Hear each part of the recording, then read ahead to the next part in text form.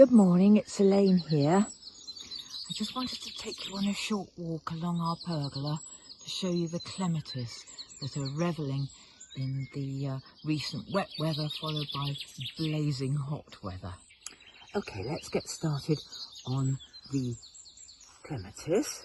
First of all, we've got Etoile Violette, which is luscious purple with the pale centres, and then across to Prince Charles. Very pretty, growing on this Solanum Jasminoides alba here.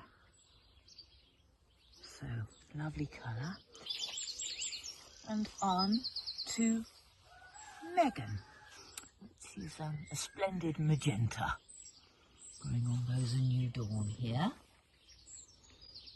Across to a new one. This is Yukiko Machi, just opening its lovely white flowers there. Lots of buds to come.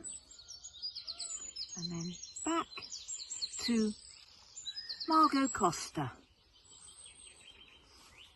Rather lovely thing. And then I wanted to show you this one, which is Ragucci. Rather lovely nodding purple petals. Across here, and this is Venusta violacea. Again, a gappy clematis, but really very pretty with the pale centre.